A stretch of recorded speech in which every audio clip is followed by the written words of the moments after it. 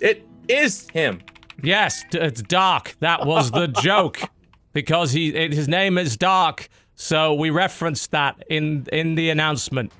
Come for the StarCraft, stay for the dad jokes. You guys get it all. It's what you get. Dark, you know, it's funny because the way we describe these players, it might sound redundant to you guys, but it just bears mentioning. Dark, guess what? Short list of one of the absolute best Zerg players on planet Earth.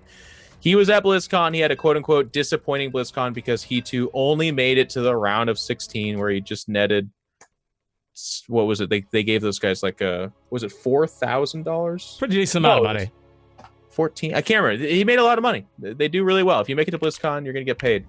I don't know what server we're on. Everyone's gone now. What's that's unfortunate because we started the game. So. Well, cool. Yeah. I'm not in there. Right. No one ever... all right. Nobody tells me the server or invites me to the game. Yeah, and I also don't have referee, so I'm going to have to ask them to restart the game and hope that they actually notice. You guys, make sure and buy Dodger coffee so that we can get ourselves... Who would we want to referee? I want Bruce Buffer. He is pricey. Let me just put it that way. He is expensive. Yep. We are currently on the Korean server, as we were before. Somehow, for some reason, you just didn't get an invite this time around. They decided, you know what? We've had enough of that Jeff guy and his dad jokes. Yeah. I've had enough of that Jeff guy, to be honest with you. Yeah, understandable. A little bit sick of myself. I can commentate guessing. I would call it the tasteless style, and it would be tough. It'd be tough to pull off. Wouldn't recommend it. Dark is wondering what that was all about. It's like, well, we missed the caster, and it was kind of an important one because he's my co-caster, so we do need that. Yep. It's like, wakey, wakey, Olivia. You know what would help? He's like, why? Why has the train of pain stopped? Indeed. He's like looking at his watch. He's like, I've got 2 hours to kill the rest of your nerds. I need to make, $8,000 for myself. So. You know what would happen? You know what would really help in this situation? If Olivia had some Dodger brand coffee. Yeah. So strong, it is essentially speed. Speed in the bottle. Are we? Can we say that? I just did. Completely legal. Yeah. So strong, so potent. Banned in 47 countries. Thankfully, none of them are the ones that you live in. Wow. Check it out. I mean, that and is going to test well with certain metrics. If you guys haven't checked out speed, don't. But no. Dodger's coffee. This is not speed. I just said it is like speed. It is essentially speed. So incredibly potent that it has been known to melt the decks of ships, alien blood style. Oh, good. I like that. Yeah, I think that's useful. If you ever find yourself trapped on a mining ship in the middle of nowhere, you need to burn through a bulkhead, Dodger brand cold brew coffee. Conveniently available just for you in a delivered bottle. You joke, but that would be a really funny commercial. Like someone's drinking her coffee. They're in a situation, they like literally cut themselves and then use their caffeinated blood to cut through the ship or something like that. That'd be amazing. Indeed. What can we say? We like our coffee dark on this show. With just a little zest. Oh. Round 2. Fight. I'm out. No. I can't commentate this one. Come back. We need you. I don't know anything about this game. I've been faking it for 8 years. All right. Some people actually believe that. All right, here we go, ladies and gentlemen. For the second time, the second attempt to the southeast position. In the pink trunks with some disturbingly spiny drones over here. We have the challenger, Dark. Versus his opponent, the reigning king of the hill, and currently the king of 4.0 by a significant margin. In the red trunks playing Protoss, it is Zest. Before we get too far in the game, how do you feel about skins in competitive play, TotalBiscuit? Because that's one of the hot button subjects. We got these beautiful skins. The second war chest is looming overhead, and yet in WCS and some of the higher competitions, they don't like them. I think it's ridiculous that skins are not allowed in those competitive games. I mean, what, if anything, is the point? Other companies realize, hey, you know what the best way to sell skins is? Have our pro gamers use them in front of literally millions of people. Yeah. Now, and they're gorgeous, too. Yeah, most of them. I don't like this drone skin, but that's personal preference. I think, they look a little bit too spiny for my liking. Now, the issue that I've got with it is not the skins, it's how they look in the production tab. Like, the production tab should show them unskinned. to be abundantly clear as to what they are, because they look a little silly. If that were the case, I'd be totally 100% fine with them. I mean, we allow them in all our tournaments. I think it's a nice little bit of visual variety, and frankly, I think to say that a viewer would get confused by a skin is to insult the intelligence of the viewer. I think everybody knows what a drone is, regardless of how many spikes it has on it.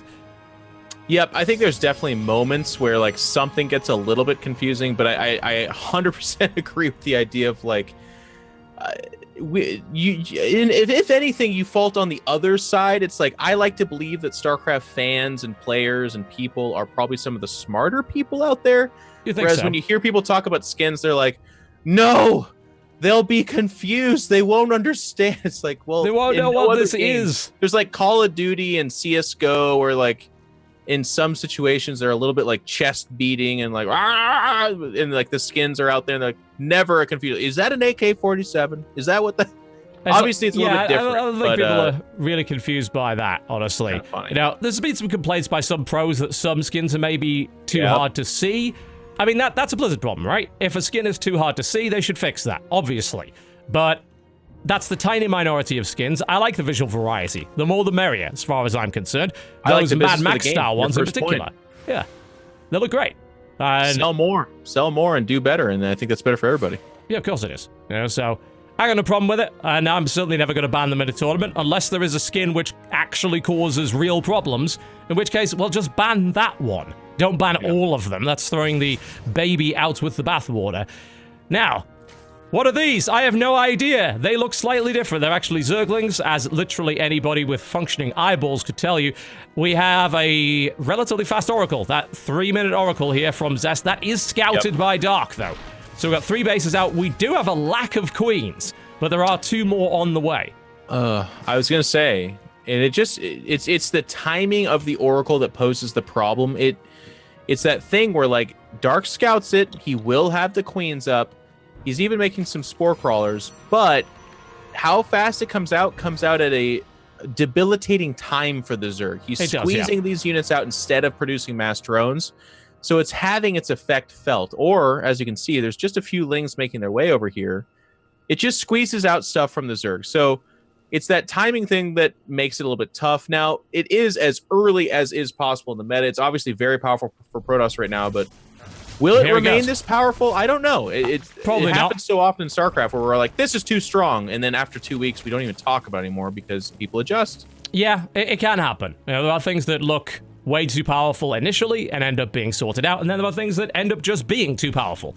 That's the sort of thing that has to even itself out over time. You know, I'm in favor of lots of balance changes in a short period of time. You know, I like to see things shaken up a little bit, and I think the pro gamers, while they may complain about that, it's their job to adapt to it. And I think as a viewer, it's far more fun to see the game in a constant state of evolution. And StarCraft right now is very much alive. If you didn't know, by the way, if you somehow missed the big announcement, StarCraft 2 is now free. You can play all of it. You get Wings of Liberty campaign for free. If you already have Wings of Liberty, you get Heart of the Swarm for free. 2 of the best RTS campaigns of all time. And going for that little trick. And actually, not a good attempt at all there by by Zest. He loses the Oracle for a single drone being nailed down by that stasis trap, so that did not work out well at all. And so far, Dark has dealt with these Oracles very well. And he actually doesn't have an Oracle right now, which is really interesting, because I feel like he should probably make another one off that Stargate.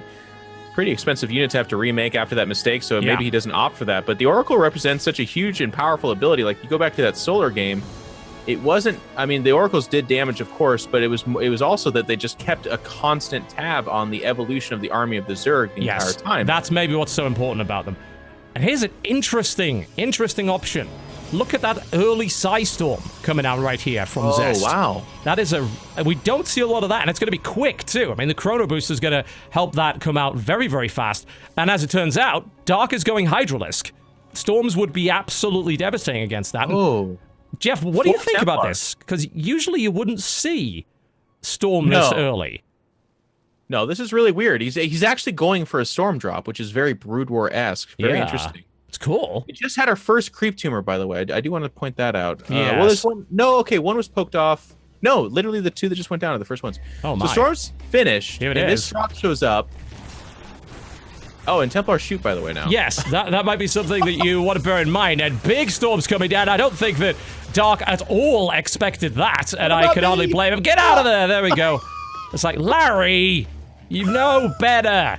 And now I'm going to get the spines out of your face. God, that's going to take a while. 9 drones killed by an unexpected storm drop. I think perhaps Zest was hoping for a bit more out of that, but now, of course, you get to morph them into Archons and go in again, and, well, a couple of Hydras is not going to stop that. Are those Hydras, though, TotalBiscuit? I can't... Are they... I just can't tell. It's just impossible. Are they lurkers? You know what? I think Zest is playing to the map. You take that really quick third base that you otherwise wouldn't be able to take, but... Well, I mean, you do take a third, I guess, but it's just a little bit more exposed, and you feel like you need the Templar to defend. In this case, right now, Zest is on 6 gas, and the Zerg to stop that would have to go up a ramp against the Protoss, which has shield batteries and all kinds of stuff. So, yeah, Zest is just... I think one of the things we can kind of go ahead and add to as to why Zest is having all the success. Yes, Protoss is strong. Yes, it gets some pretty cool new tools. Like the Stalker as a core unit getting a buff is a big deal. But also, he's one of the thinker Koreans. He's one of the guys that does actually like take his own ideas and try them out. And he is getting a lot of really cool stuff out there and showing us perhaps how we need to play this matchup. Yeah, giving us an excellent showcase so far of all 3 matchups here, which is great to see. Certainly not just a one-trick pony, not exploiting the fact that maybe one race is a little weaker. I mean, he's beaten all 3 so far, and top-level players all.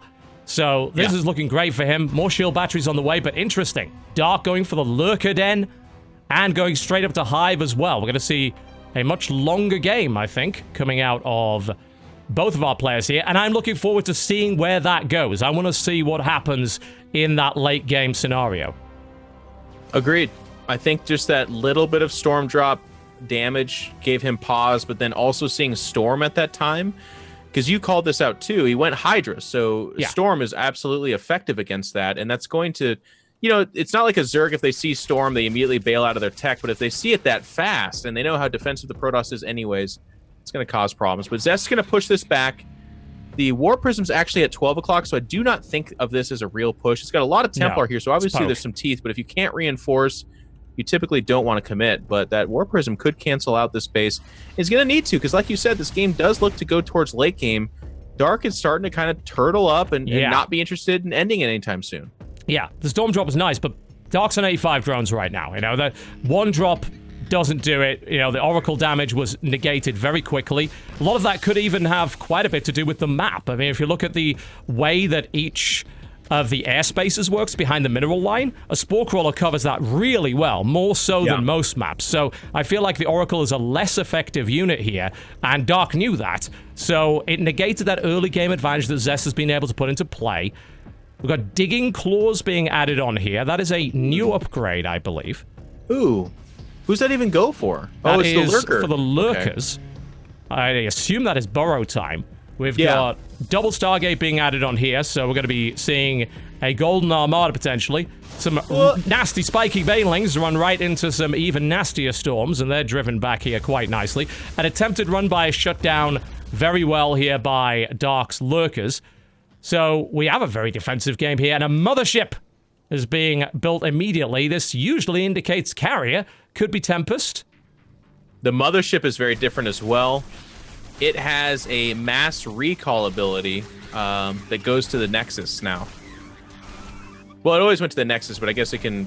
They're using it to like do forward attacks with it. It's very interesting. Well, down goes that 5th base. Nice Zealot run by there. Well upgraded. And so far, Dark not really able to respond to that. That's a little painful for him losing that base, and quite a few Banelings actually lost in the process. Very high-value army in the middle of the map here. I am a bit concerned about it because, well, there's no Warp Prism to evacuate it. That's currently, again, at the 12 o'clock. Still trying to prevent that 5th base from going down. Zest getting impetuous, poking into this, but knows, of course, that he's up against quite a static army here, against Lurkers primarily. Those Lurkers burrow really quickly, and I have to say, not to hone in too much on the skin debate, but I actually love the skin for the Lurkers. They look really cool. This army, like you said, can't be reinforced. Well, it can at 12 o'clock, I suppose, but it can't be reinforced relevantly. I think what Zest is doing, though, you can see that behind this, he's adding carriers, he's going for that Mothership. He's definitely transitioning away from this and just kind of waving this around, saying, hey, look at me, you need to be really careful. but he's also sitting on a base advantage right now. Finally, Dark is going to take that kind of back corner base, and that's going to give him some more gas for the most part, but doesn't really transform his economy otherwise. I do want to say there is 5 overlords. I think this drop-a-lords being morphed on the right side, so we're going to see some drops here. Yep. What we have with the mothership, by the way, is strategic recall. It recalls all player units in the target area to the mothership. Yes, that's the change, right. Yeah, so it's able to bring in an army pretty much out of nowhere, some nasty stuff, and Dark loading up some very unpleasant lurker drops. We've seen just how effective they can be.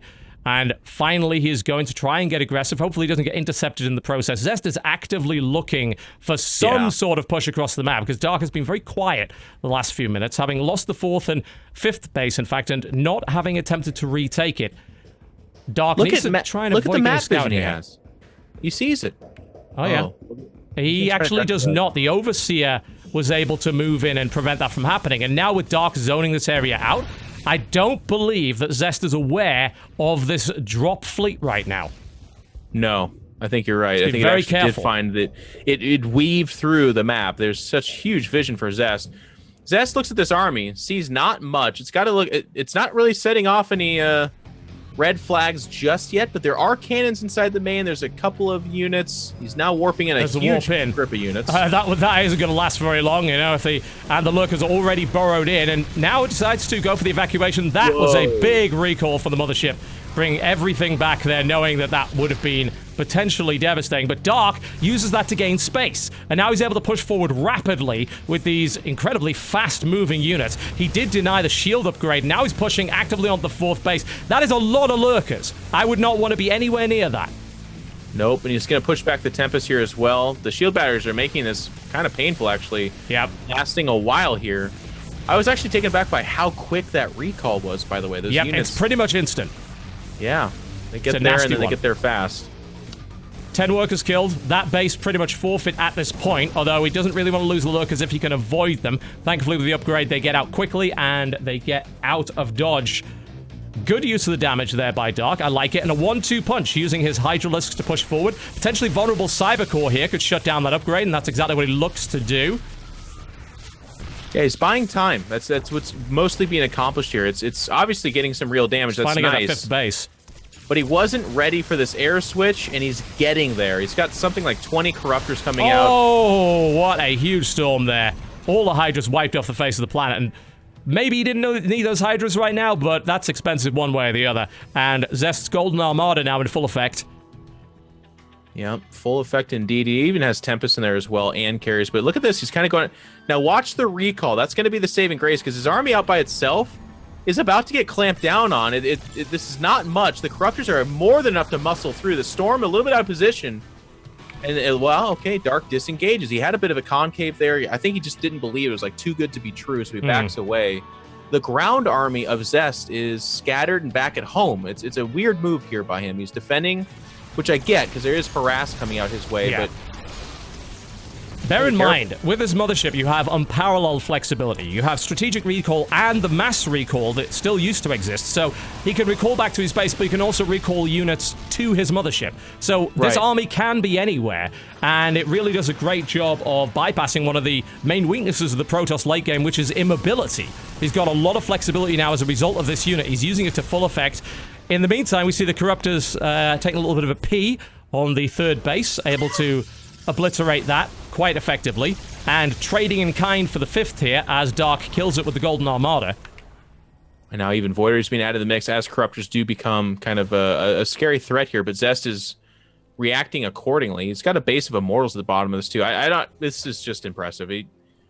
What are the Corruptors? Oh god, okay, so when the Corruptors engage, there's 4 Templar with Storm, there's Archons, there's Void Rays, there's all kinds. He went from being a threat to just non-existent as far as I'm concerned. So Dark is acting accordingly. He knows he can't take the fight with the main army, so he's just looking to counterattack forever. Yep. Dark going right for the Armada here. There are not really enough Void Rays to drive this back, but Archons on the ground are certainly not what you want to handle. So Zest is able to push that back.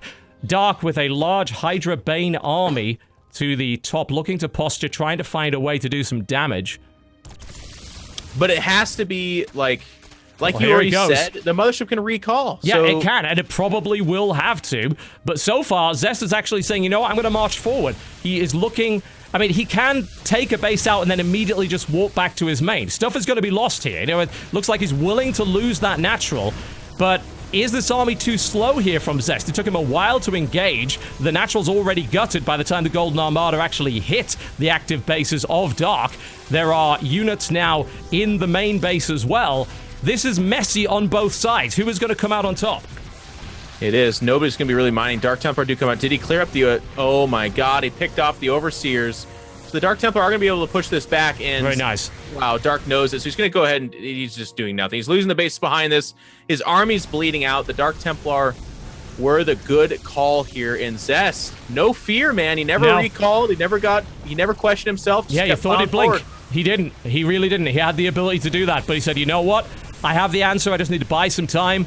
Picking off those Overseers strategically, then immediately warping in Dark Templar, knowing he could take out the ground. I mean, what a storm. What a huge storm in the center here. And the Corruptor's taking massive damage as well. The Golden Armada will be destroyed, but at what cost? The size of the Protoss army is absolutely massive. There's nothing left of Dark. Zest reigns. Fire, destruction, and psychic might upon Dark. Who can stop this man in 4.0? He's looking really good. I thought it was a great game from Dark for the majority of that. Really good harass, the lurker drop. He even pulled back. He got the reaction that he wanted, was able to disengage fairly okay. Does some pretty decent damage, but Zest just held on and then adapted as the game went. The Corruptor commitment, not the worst. It picked off 2 Nexuses. It made it really scary, but Zest has this way of just like slamming the door. It's not like there's this wide period of time where I'm like, okay, Zest, if he takes a fight, you're in real trouble, or the space is exposed or whatnot. Anything that showed up, Zest reacted, boom, almost immediately and accordingly. And it made Dark look like he didn't have any options. Like it felt like every run by then became pretty bad. It felt like the choice to stay on Hydraling Baneling became bad. It's just opening up Storm like that really threw him off. Yeah, it really did. One has to wonder if Infestor would have been nice there, but with the constant use of High Templar, one has to wonder if the Infestors would have got anything done anyway. They would have probably been popped like the little fat balloons they are quite quickly with the feedback. So I'm not convinced that even that would have worked. That was just a masterclass there by Zest. He's exhibiting so many different styles and ideas, and all of his opponents seem completely unprepared for any of them. Yeah, he's definitely ahead of the curve, and that's one of the kind of deceiving things about playing StarCraft at this level. Like we're very used to, by the time you watch a top tournament, that meta is settled, that map pool is established. You're playing on very established maps. But right now, we're now going to play on Ascension to Ire. A little bit of a spoiler alert, I guess, but that's more of an established map. The other maps we've been seeing so far, for the most part, have been pretty brand spanking new maps. So it's a different flavor, and I hope people enjoy it, because I'm really enjoying watching these guys try different stuff. Absolutely. Dark looked really good, but Zest, as you said, is just showing off right now. He put in the work. He is creative. He's actually won a tournament off these ideas, and he's showing us why he's the best right now. Yeah, he's already picked up 20% of the winnings that he got at Home Story Cup just from this tournament. He can't exceed it, unfortunately. It is, we're offering $10,000, and he... Well, we probably should have put him in first. Maybe he could have done it. But this is going to be a nice week for Zest. We are watching live on screen the resurrection of Zest here. And what a resurrection, what a glorious resurrection it is. He's dominating all comers of all races.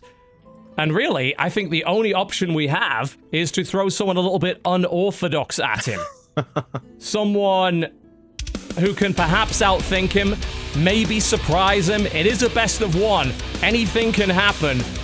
And we know this guy has made anything happen on a wide variety of different stages. So many people have wanted to see this guy come back to Kings, so I brought him back for your viewing pleasure. Ladies and gentlemen, it's Haas.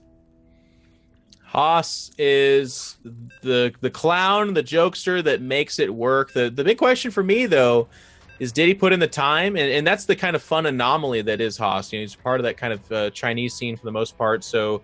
He plays with the Koreans, he makes his way to the big tournaments, but he's not the most frequently seen player. No. And he's just a bit of an anomaly. They're like, I don't know, maybe Haas has put in more time than anybody else, or maybe this is his first game. Probably not that one, though. No, I don't think so. Haas really has had no reason not to be practicing this. Haas doesn't really get ahead of the curve. Haas is... his own curve. Yeah, he really is this curve off to the side that really doesn't interact all that much with the other curves. But when they do collide, it tends to be fireworks. And it can be disastrously horrible, or it can be incredibly effective. You can never count him out. He's cheesed people out of tournaments at a time when cheesing really shouldn't actually work. But he makes it happen. And this is an ideal opponent to test that interesting style of play against. So, ladies and gentlemen, to the northwest position, the challenger, looking to dethrone the king of 4.0. In the blue trunks, playing Protoss. It is Haas.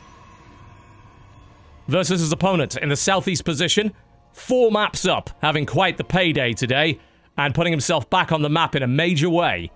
In the pink trunks playing Protoss, it is Zest.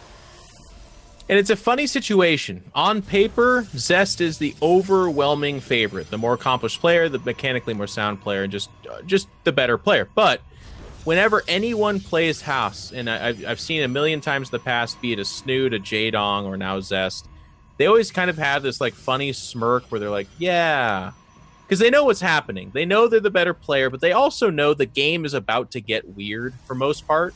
And even when the game doesn't get weird, that is weird when you're facing Haas. You're questioning yourself the entire time. So this is the 4th matchup. We've seen Zest against Protoss, Terran, and Zerg, and now we get to see him against Haas, which is this other race.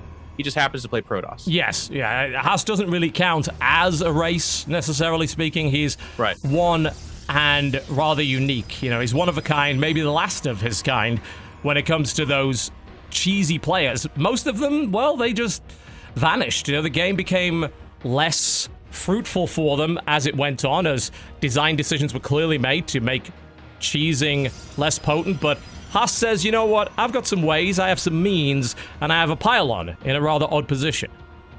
Yeah, and this is the part that's kind of interesting for me. So this probe just gets in here from Zest. I was wondering if he was going to, like, put a probe there to block this or something, but nope. So this just does get scouted, but it's going to be chrono boosted off the gateway. So far, nothing that Zest is seeing tells him that there is a proxy necessarily. It doesn't. Because more often than not, that's stalkers coming off those gateways as well, in which case you really can't build that gateway, or Stargate, excuse me. But it's going to be Adepts, and they're going to shade forward. So this is actually interesting, TotalBiscuit, because we talked about this too. What you're seeing right now from Haas is what Protoss players were doing in the previous era. So this is, again, that old style coming in and clashing with the new thoughts, and we'll see if it works.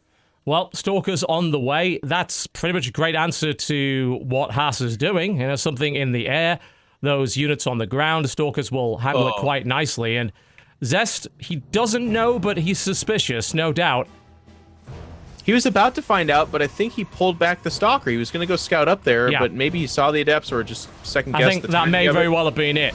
And that's the quick warp right into the base. Already has killed 3 workers for the... Wow. I mean, this is a nice little start here. And then, of course, the follow-up will be that Oracle, but it is now finally scouted. Zest has seen it. We need to see the chrono boost on the Oracle. I mean, there's 3 Stalkers up right now, plus that, and I was looking for a shield battery, but there actually isn't one in the main. There it's being built right now. Just begun, though, TotalBiscuit. Top of the map, there's another pylon. Yep, it's going to go from the other side as well. Good lord. This is an interesting start, to say the least. I mean, Haas shouldn't really get much done with this Oracle. It would require a miracle, really, in order for that to happen. Bear in mind, Haas has not expanded. It's worth bearing this in mind. Haas is building 2 more gateways. This is an actual 4-gate in 2017. Yep. This is a thing that is happening. I'm not sure if Zest really knows.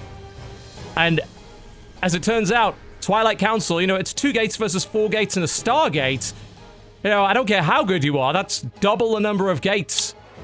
Well, the shield battery. We're going to have to see the efficacy of that. The Dark Shrine will end this game for the most part if the game gets that far. But like you said, 4 gates is just the 2. And if he's at the top of that ramp and gets caught off guard, then that could just be it. Now, keep in mind, Stalkers are buffed. So Haas has a lot of these really buffed and strong Stalkers. Ooh. He hasn't really used the Oracle, so that can jump into the mineral line as they leave. There's no Mothership Core.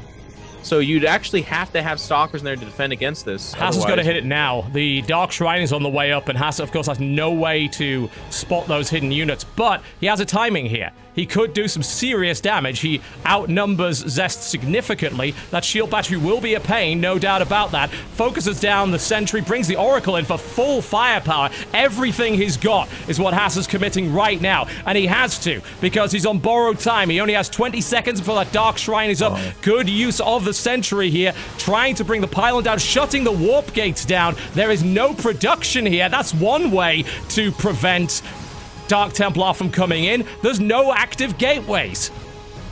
Well, there's just the one inside the main. He's going to be able to push this back so far, but there's so many Stalkers here that I feel like even if Dark Templars show up, that's it. It might do it anyway. Has. He absolutely got Has, man. He really did. Here comes the DT, and yes, it will do damage, but like you said, they don't have a lot of them. What will Haas be able to do is again try to shut down production to prevent more DTs from coming in, but of course the longer he waits taking that damage, the worse it's going to get. There's very little left here for Zest. You have to understand, Zest has barely any probes. Zest has barely anything. Zest just got Haased the hell out of this tournament. It can happen. Yeah, the DT's working on the other side of the map, but Haas to be able to buy time. He's getting an Oracle to come out, and like I said, there's just nothing. He's dead. That is true. Once the Oracle comes out, the detection will be available. Bear in mind, he'd thrown that Oracle away, so that detection wasn't there. But holy crap. I mean, there's one worker left for Zest. Zest, I presume, has not left the game. Oh, the force field protection on the pylon. He's just building a giant wall of pylons to prevent this from even... He's probably going to surround it in pylons to prevent it from escaping at this point. Haas has, without question, beaten Zest here. He has beaten the king. In come the Stalkers to try and shut that one DT down. It's still alive. Yeah, it's still alive, but... It's really funny to watch Haas, because mechanically, like, even with the Adept run-by, he actually made a lot of micro-mistakes. Right there, he just move commanded past to reveal Dark Templar he could have killed. He makes a lot of mistakes. It's really funny, but he wins off of strategy, and he's a good enough player, obviously, to pull it off at a decent level. So it's like... Zest is looking at this right now. He's dead, but he's sitting there going, this guy might have just cost me like several $1,000s pretty reliably. Yeah. Like, Zest was probably going to keep on winning for a while there. Yeah, I would think that's quite likely, regardless of who he was going up against. But Haas, well, I mean, there's 3 workers versus 23. Yeah, that DT is still working away. Use of the force field to prevent these buildings going down. Here comes another attack. Where's his detection? I mean, it's right there. He has the Oracle, so this should be over. There's really no way to recover from this. I don't care how good you are. 3 DTs when there's detection in the air that you can't do anything up against. Well, Zest has got to concede. GG. It happened.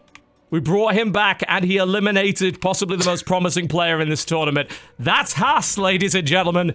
You're diabolical, man. Like, Haas. You didn't even think. I mean, yeah, Haas is a fan favorite, so you brought him in. That makes the fans favorite. But he's like, he's a bit of a villain, probably the strongest player in the current iteration of StarCraft 2. And Haas, I'll just say it right now, is absolutely going to die to the next player without. I mean, he might. Yeah, it is possible. I'm calling it, man. I'm predicting it. Put me down for 5 cups of Dodger cocaine coffee. I mean, that will kill you. Don't have all of those at once. No, spread those out over time. Dodger Coffee Company, ladies and gentlemen. If you want to play like Haas, drink some of that. You may also see things that aren't there, but you will win via a 4-gate in 2017.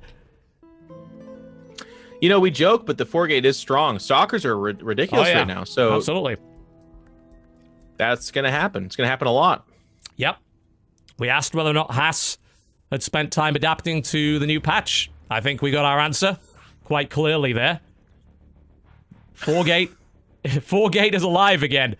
And Zest's dreams of continuing to streak are unfortunately over for the time being. But walking away with $2,000 in his head held high after some excellent games. Zest is still the man to beat, I think, in tournaments, at least for the next few weeks. You got to keep an eye on him. I'm interested to see what he can do in other events. Bear in mind as well, one of the reasons Zest was even invited to this particular event was his performance in Holy Moly just a few short days ago. Incredible stuff from Zest. He's at his all-time high Ligalak rating by a huge margin. And what he did in Holy Moly was ridiculous. You know, he killed some guy whose name I can't even read because it's in Korean for some reason. So he killed him. Creator Bunny Stats and TY in Holy Moly. Devastated them. And of course, Base Trade Star League as well. 2-0 Bunny, 2-0 Innovation, 3-0 Lucira, 3-1 Stats. What is that? That is insane. This is Haas, you said? This is Zest. This is Zest. This is why you have to keep an eye on Zest at this point. But the wild card, the smelly, smelly cheese, ladies and gentlemen. It happened. Haas did it. Haas is who we bring in to ruin dreams. That's exactly what he was able to do once again. Currently sorting out the server for the next map, but in the meantime, of course, would like to remind you that this tournament is brought to you by Blizzard Entertainment. Big thanks. Partly funded by your contributions to the War Chest. And of course, there's going to be another War Chest coming at some point in the not too distant future, which has some rather Mad Max-like units in it. And I hope you guys crush it again. It was a huge success the first time around, and you know, a lot of people were talking about where is the impact of that war chest. Well, ShoutCraft Kings is a great example of that. The prize pool went through the roof, and for a lot of you guys, I don't know that that's necessarily the most important thing, but let me tell you, for these players, it's huge. This puts money in the pockets of these players who, right now, there's not really a tournament to play for, but this is still their main source of income. It's what they practice for, so to be able to compete and earn money on this level like Zest, like you just said, is walking away with $2,000, which in a lot of tournaments, that's the round of 16, that's the round of 8 even. That's a good showing at a tournament, and he can, you know, call this a good weekend now because of the war chest and what you guys do, and TotalBiscuit for putting this tournament on. It's awesome. So big thanks to everyone being involved in that, and currently we are sitting on some lovely viewers. You know, almost 2 hours into the event, already 14,000 concurrent viewers on the English stream. We'd love to pass 20,000 today, folks, so if you wouldn't mind letting your friends know on Twitter. Of course, StarCraft 2 is now free to play. There's no reason for you not to try it out. You can play pretty much everything. I actually might play a little bit of the new co-commander later. Mira and Han is the new commander. Looks rather fun indeed. You could drop a space station on people. Who doesn't want that? I mean, whoever thought of that, by the way, if you're listening or if you ever hear this, you're awesome. Just know that. I think it's the idea fantastic. that they crash a space station in somebody is just amazing. I love that. The next challenger, ladies and gentlemen. Will Haas immediately fall, or will we actually see a streak from our cheesy Taiwanese player? Those Taiwanese wildcards, you can never underestimate them, and Haas is the man to beat right now. But his opponent, well, I can tell you that it's a trap! Oh, jeez. Had to be done. We're ready to rock and roll. Another PvP. It have to be done? It had to. Yes, indeed. Hey! Must be the money and the coffee. Yeah. Must be the extra sponsorship money that we conned out of them. Yeah. Yeah, it works. Buy Dodger Coffee. You will also have jokes this poor available for those who choose to tolerate your presence for long enough for you to deliver them. You have no choice. We're the only casters here. She does deserve support, and it's really cool that she likewise supported this. That she did. Yeah. People don't actually know that she's been a closet StarCraft fan for ages. Actually, a really, really long time indeed. You know, she doesn't play the game, but she does watch it, and she really enjoys it. I did recently lose a bet to her, unfortunately. I did bet $500 to Charity Water that StarCraft would beat Overwatch in the viewership at BlizzCon. Turns out Overwatch really turned it up to 11, got the viewership.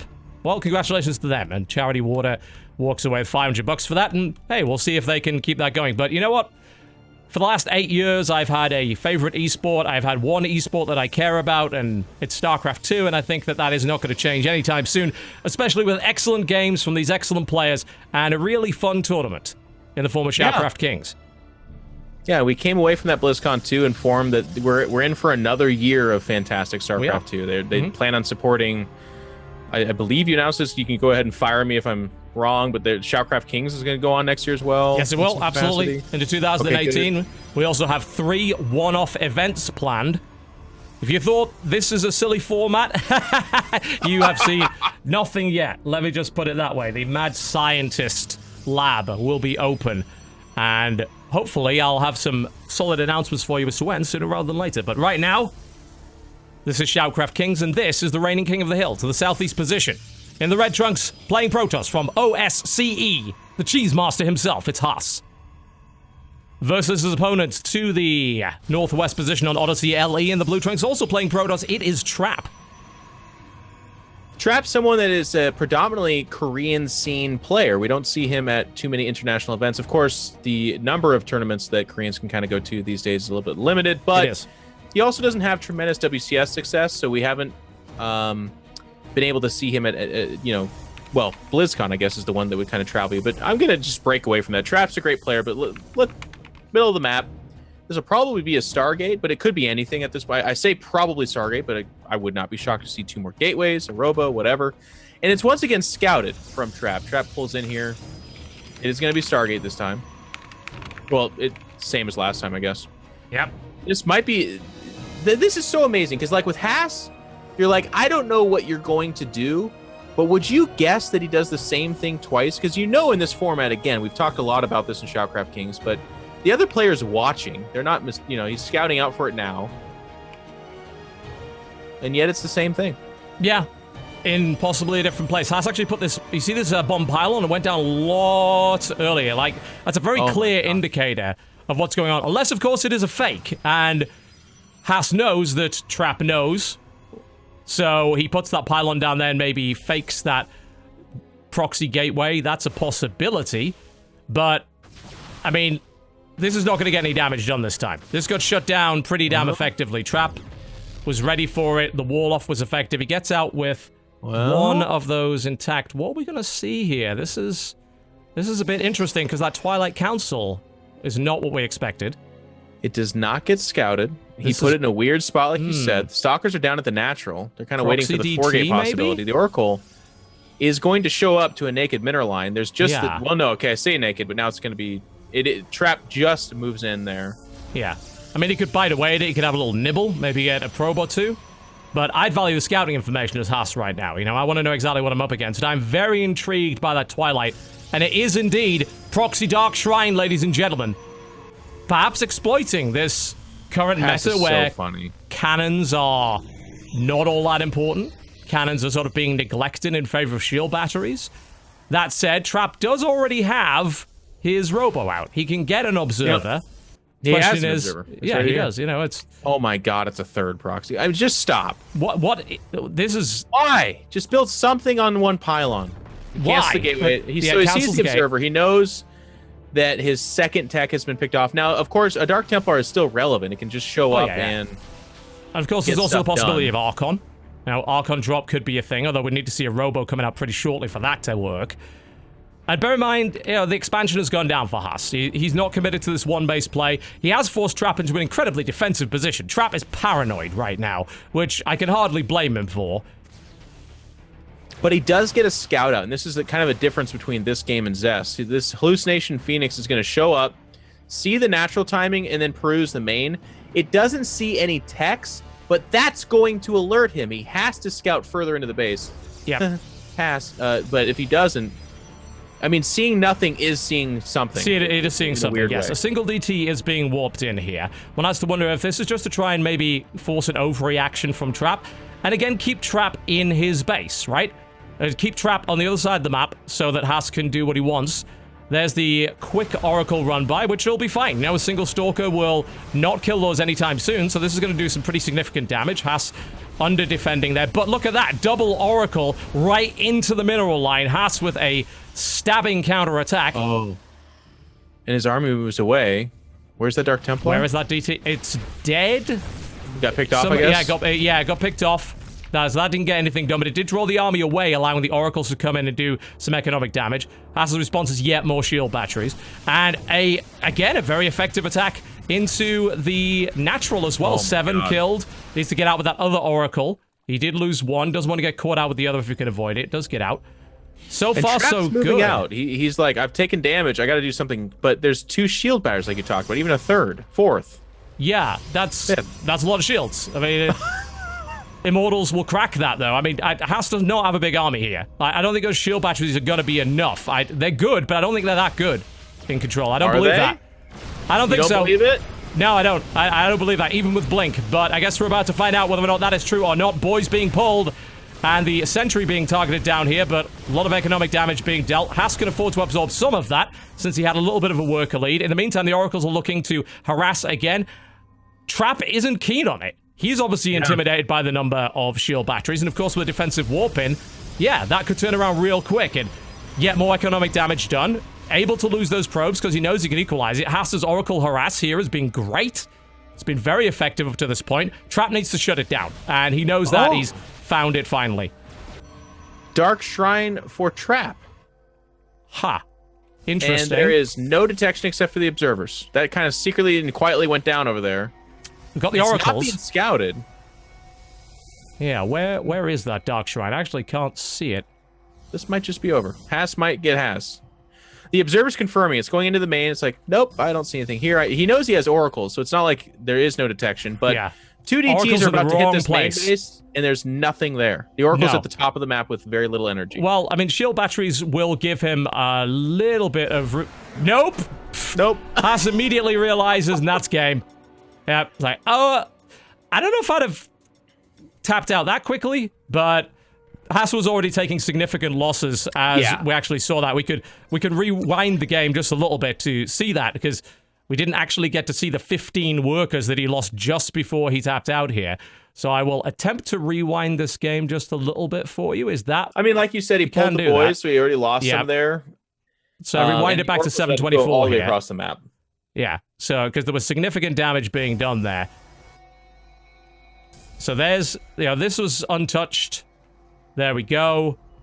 And this is, about 15 seconds before he taps out. You see, DT goes to the main. Where was that damage being done? I guess it was just they showed up. Yeah, they showed up and that was it. I thought there was something else doing the damage, but no, they just showed up and that was it. Trap had a much larger army there. I don't know. I don't know about tapping out that quickly. You'll take a lot of damage, but you could bring your Oracle back. But he was pretty dead. I think even with shield batteries, they one-swipe probes. I'm pretty sure. Yes, they do. So they show up, and they were going to both mineral lines, and he actually only had, I believe, one revelation. Maybe a second one was pretty close behind it. Yeah, but either way, he was going to lose like half his probes. Yeah. Well, there you go. Haas got Hassed out, as you predicted he might. He was doing relatively well up to that point, but as you said, he got caught out with something he didn't expect, and we are seeing quite a few players suffer from that lack of photon cannon thing now. It's like, oh, shield batteries are great. Yeah, but they don't detect. And that can be a significant problem, as we've found out more than once now in this tournament. Trap, currently the king of the hill now. Haas walks away with $500 for nice quick work and the ruining of Zest's dreams. He can sleep well tonight. I don't know. Every time you see him at an event, it doesn't even look like anything emotionally changes for him. So he's just like, yep, I did that. $500, sure. I'll be back next time you ask, and I'll try to do it again. Pretty much. That was a weird game. That was a very, very odd game indeed. Half the base was across the map. There weren't all that many decisive engagements. Were there any? I don't think there were any in that entire game, actually. No real army fight. I guess, is the biggest one. Yeah, a little bit. Well, $500. Can't complain. Trap is now king of the hill. We're going to take a short break. Show you a little bit about Dodger's Coffee Company that is currently sponsoring it. We have been informed that we cannot refer to it as a drug other than caffeine, which is fair.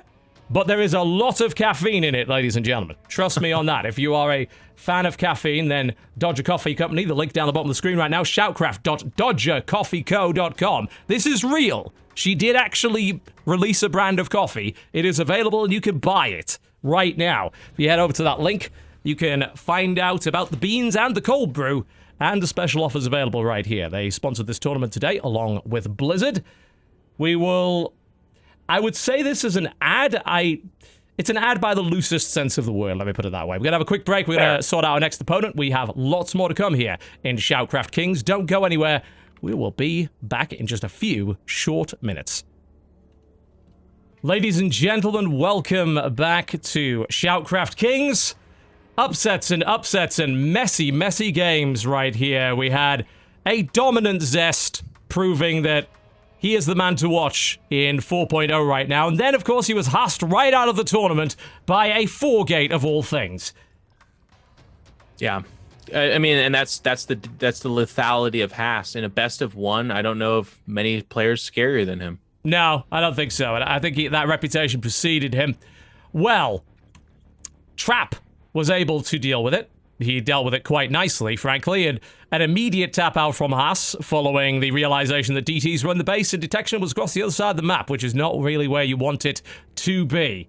But his next opponent, well, we've been promoting this event as having the best in the world. I don't say that lightly. We brought the entire round of 4 from BlizzCon to this event. And in the case of this player, we brought the reigning champion. It's Rogue. There you go. On the short list of players doing well, it's this guy's... Well, he bolstered himself close to a millionaire with that big prize pool at BlizzCon, so not too bad. Of course, the big question will be, and of course he went right back to work, so it's going to be fun to see his interpretation of what's going on right now, because all of his, if anyone even wants to ask the question, did he play any test map? No, this guy played only anything that helped him win BlizzCon. Yeah, that's I'm the 99% interesting certain part. of that. Post BlizzCon, did he take some time off? Did he take it easy? Probably not. A lot of these players know nothing but the work ethic that got them where they are. This will be great. Yeah, I'm really interested to see that. Biggest target on his back, the curse of the champion, walked away with a huge amount of money. In fact, he has played a single match competitively since BlizzCon, and that was actually against TY in Olimo League. If you could, this is the work ethic of these damn players, right? This is a guy that walked away from BlizzCon with the biggest single largest prize purse of all time in StarCraft 2, and he then goes and plays in a weekly tournament for $100 straight after that. After winning $280,000, and that is also after winning the GSL Super Tournament, just a month before that. And he goes and plays at Holy Moly. Why? Because he's a professional, and that's what they do. Yep. And I've got nothing but respect for that. But this new patch, that throws everything up in the air. To the northwest position in the red trunks playing Protoss, the reigning king of the hill, it's Trap. Versus his opponent to the southeast position. In the blue trunks, your reigning BlizzCon champion. It's Rogue. We get another look at this new map, Catalyst. Very cool. The natural has that narrowed space that's become, mandatory. Can't have a wide open space there. Doesn't make for any kind of defense whatsoever. And then third base options are abundant, but that's where it does get more exposed. Again, another trademark for a good map. I will note, though, it's a smaller to medium-sized map. If you go right down the middle, the pathway there is pretty darn quick. You do have to go up a ramp if you do that. But we'll kind of have to see, because we saw Solar open up this whole ShoutCraft Kings November with the idea that you want to be really aggressive on this map. Is Rogue going to go that route? He certainly can. We saw him defeat Neeb and do well for himself on his way to winning that tournament at BlizzCon by being very aggressive. That we did. Rogue is not to be sniffed at. His play at BlizzCon was absolutely phenomenal.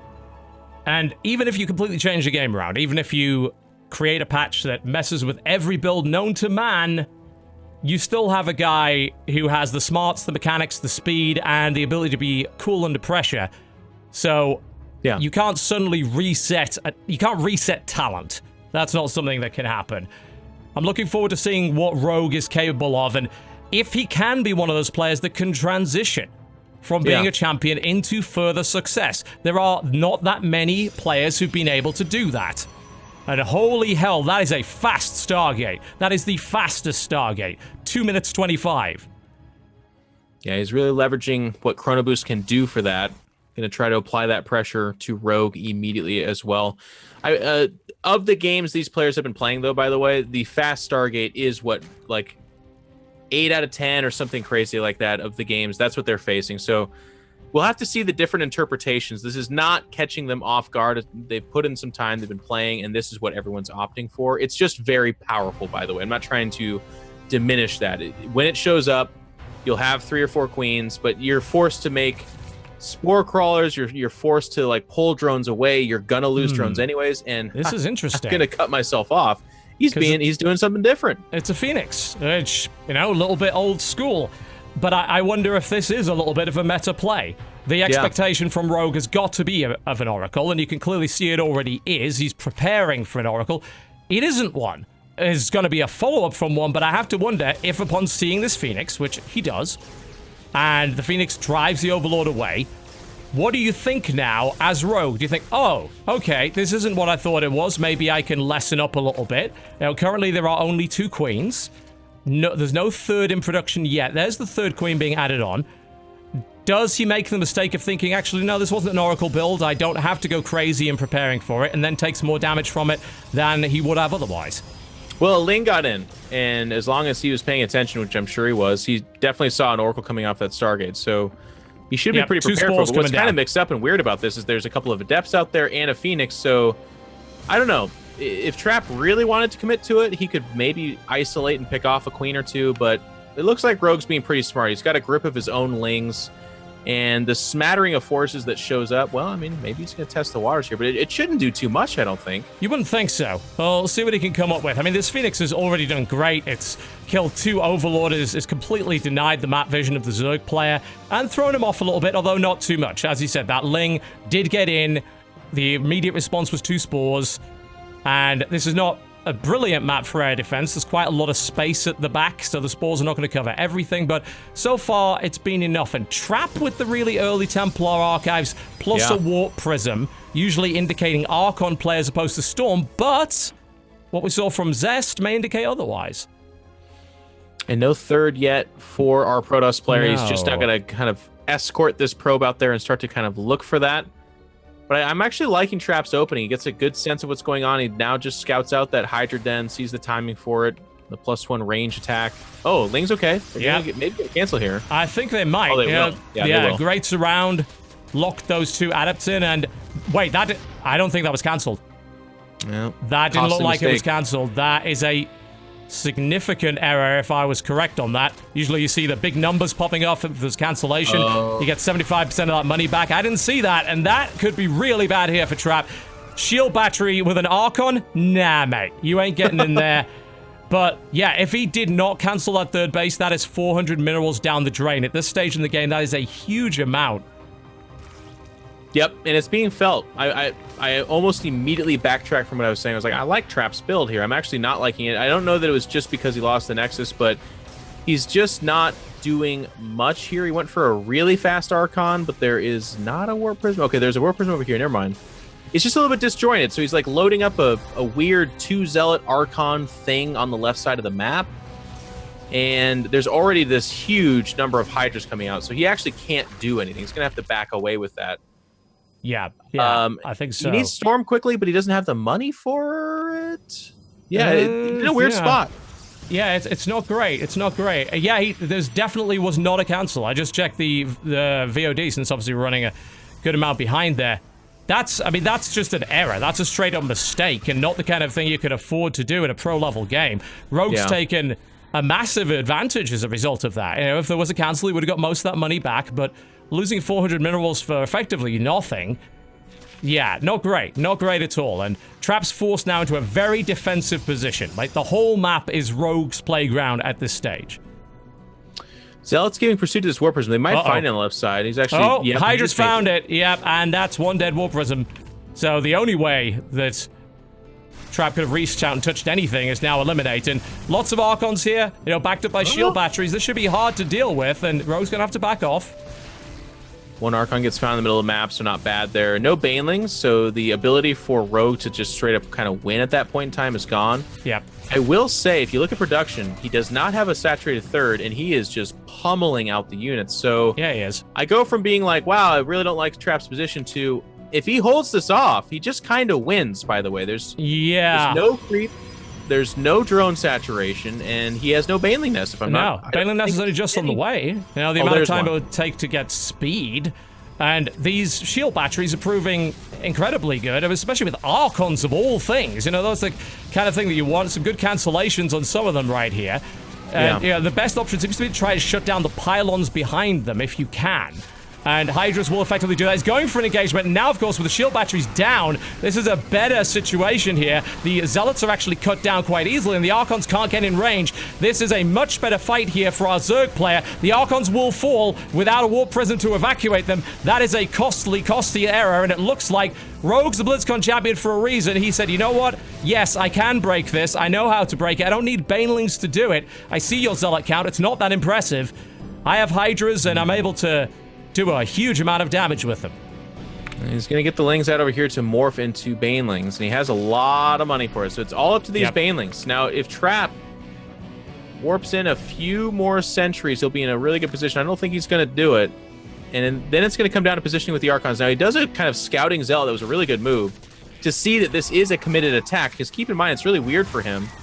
If he holds us off, he's just going to straight up win the game, I imagine, unless, you know, the probes... His economy's in a good spot. Yeah, I mean, you look at 49 drones, which really, a Zerg should not be at that point, ever. Here come the Banelings. They're not speed Banes, but there are a lot of them, as you mentioned, and they will crash into those high-value targets. The Hydra line still stays strong for the moment, but he doesn't want to get too close to those, trying to focus down those Archons. Another Zealot comes in from the side, and there might not be enough Zerg to actually hold this and really break through. It is very, very close here. The shield batteries are drained. Couple of Immortals. Here comes the warp in. The probes pulled off the line here. There's no area of effect. There's not enough Zealots to break this. The Hydras may very well stand tall at the end of this fight. Ling reinforcements coming in now. That third, I think, has got to be given up, surely. You know, these warped-in units and dribs and drabs are just costing Trap more money than he can handle. GG! The BlizzCon champion obliterates Trap, and an interesting, aggressive build there from Rogue. You know, a low economy build. He went in there with complete confidence. Well, he had to. He put it all on the line on that choice, and that's twice now between Solar and Rogue. We've seen Zerg say, this map, I need to end it at that third. I don't want to extrapolate too much because the sample size obviously is very small, but it was interesting. Rogue there it was touch and go. There was a couple of moments where he was up in supply the whole time, but as you pointed out, down 11 workers. So if any of those attacks get just shut down with like a series of good force fields or some micro mistakes or something, that's it, man. There's no coming back from that for the most part. But Trap just wasn't able to kind of close the door. There was a couple of fights. I think the real key moment was when those Archons pushed out past the third, and you were kind of talking about this. That was where it was looking like Trap was actually kind of throwing the game away. He actually had a good defense.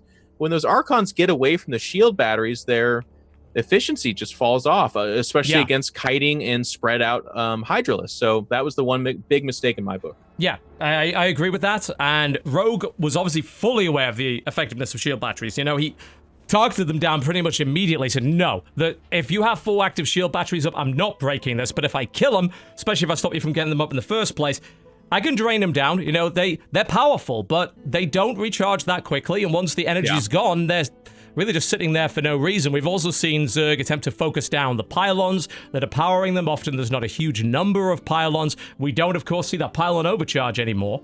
So you don't necessarily have 3 or 4 pylons at an expansion, because what's the point, right?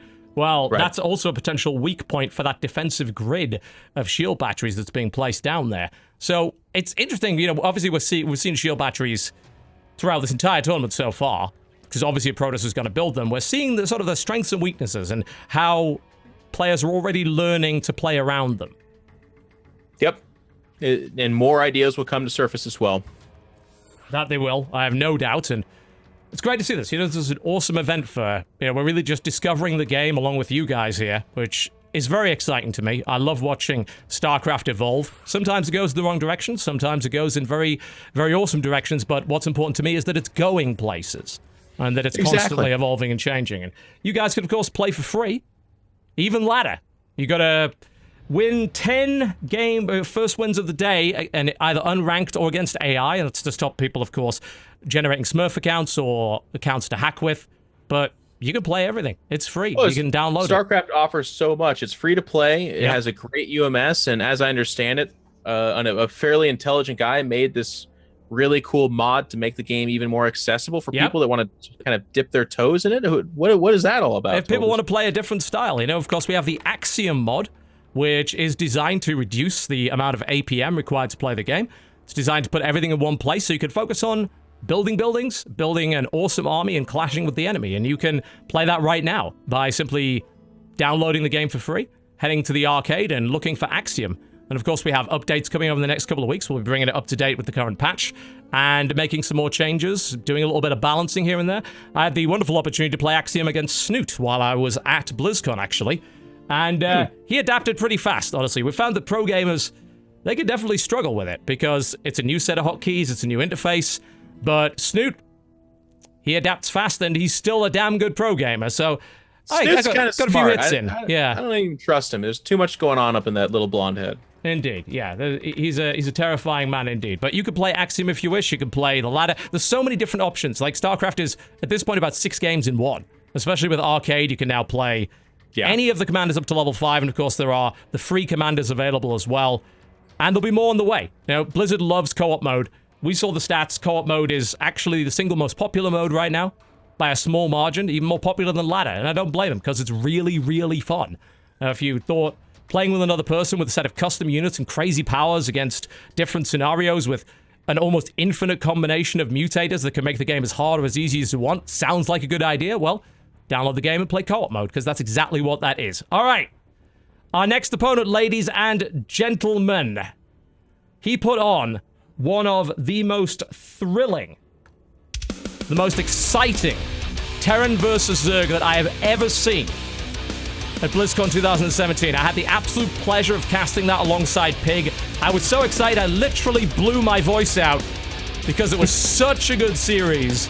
One of my personal favorites. He is Gumiho. Gumiho is an exciting player, kind of the ilk of Haz, in that he marches to the beat of his own drum, but he does. A very different predator. He's one of the absolute top tier players, a GSL champion.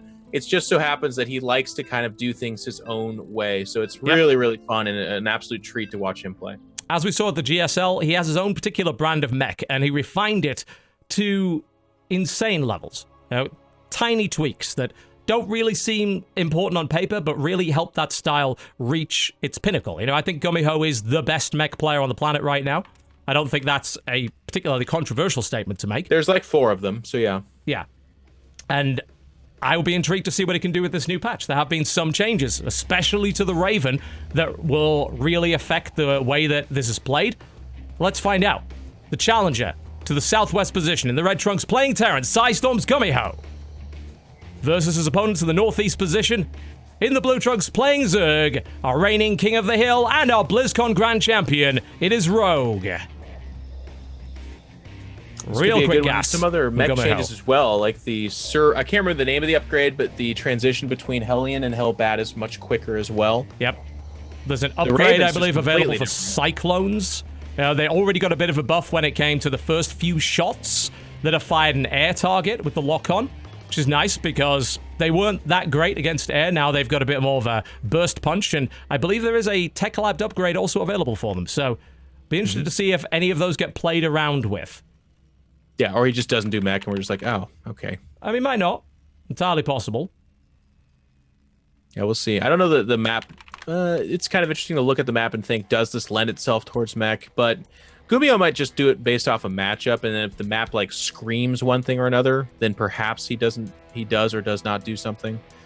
But it's too early to tell. Gumiho's just going to kind of go off that wall in at the top of the ramp, and on Black-Pink here, you can kind of see it is that map that has a lot of expansions. There's even, was there gold? No, there's not gold in this one. It's the other one. No. But there is no pocket base. So one of the things you do look for on mech is, can you split the map? Can you secure like 3 or 4 bases with kind of a similar gun line? Because if you have to unsiege and move around and build a lot of stack defenses, that's where it can get even harder to pull off mech. Because mech is already hard to pull off. It's a difficult style. Yep. And this map, if I'm just kind of being honest and looking at it, it does not scream that. So the 3rd base, you can lock down and secure the ramp for your natural. But then the 4th base, you're starting to stretch away from that. Yeah. Oh, this map reminds me quite a lot of the old school map that lasted way longer in the map pool than it should have, really. And that was Daybreak, actually. Getting vibes like that. Okay, yeah. Yeah, I can see what you're talking about. You can... Yeah, I'm looking at this. I'm trying to, this is only my third time kind of looking at this map as well. It's very new to everybody, including us. Yeah. Very few people have experience on it, and that's showing with the players as well here. This is something they're having to learn alongside everybody else, alongside the spectators. Which is fun. I like what you said earlier. You're talking about how, pro gamers, if they had it their way, and I don't know that they even want this, but they think they do. This.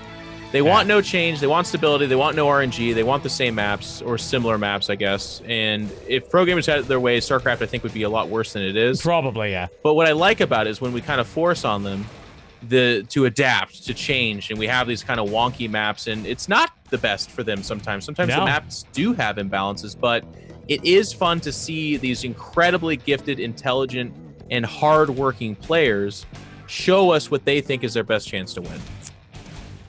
Armory coming up nice and quick. We saw that gas first there from Gumiho, and we've got Hellions on the way as well. We'll see what the effectiveness of the Hellbat will be. There were also some changes, of course, to the Ghost. Intriguing to see if we will see that incorporated into Gumiho's style. Yeah. Really depends on how long the map goes. These are units that can take quite a bit of time to come out in significant numbers, and if there are upgrades involved, that's a lot more gas. And there's the Hellbat, and here is the push. 4 Ravens. Sorry, 4 Ravens? What? That would be crazy. 2 Reapers and 4 Hellbats. Hellbats pushing forward and trying to deny this third base. The Reaper grenades being used to zone out the Queens, which with incomplete creep spread is proving to be problematic for the Zerg player. More Hellions on the way, just more, and a Reaper reinforcement as well. He's not messing around here. Back at home. Oh dear, that's getting nibbled through, and Lings in the base, not what you want. Lings in your face, not what you want. Cyclone is being produced, that will be able to push them back, but the question is, will he be able to do so without taking a lot of damage? Because they're in the mineral line, and that's kind of forced Gumiho's push back as well. And the amount of Queens means that they will not able to break through there. The Cyclone cleans this up, but not before 6 workers are turned into nothing but debris, and more pushing here. Cyclone's been brought off to defend. It's only a single Cyclone. Good repairs coming in. That will prevent that from going down. A second Cyclone is out now as well, so that is always good. And using that quick lock-on ability to do a little bit of bonus damage to the Overlord. Doesn't give it a lot of time to escape. Said first 4 shots will gain the extra speed. So a nice little bit of burst there. Really good defense from Rogue. It was not looking very, very good. He had no creep connecting the 2 bases. Very aggressive push. Just the 3 Queens. But because there's no medevac, he was able to just buy time and whittle down the Hellbats and make it so that they couldn't really get the damage done they needed. But the decision to counterattack with, I think it was like 6 or 8 Lings, was huge. Because if a pair of Hellions come out, and they'll just shut that down. So I think a lot of Zergs just don't even think of that as an option. But Rogue attempted it, and it actually ended up being kind of a very decisive move there. So now he's going to start producing these roaches for the potential follow-up. So that's the other thing to mention about Gumiho. Gumiho, really gets a lot of success off of attacking at wonky times. You're like, okay, you just lost a bunch of SCVs. Your attack didn't work. Surely you're macroing and turtling right now. You wouldn't attack me, right? Well, with Gumiho, he might be. Slovalore drop coming in down to the bottom there. That is a very, very slow drop indeed, but just enough to elevate up. Yep, and it's going to get up there.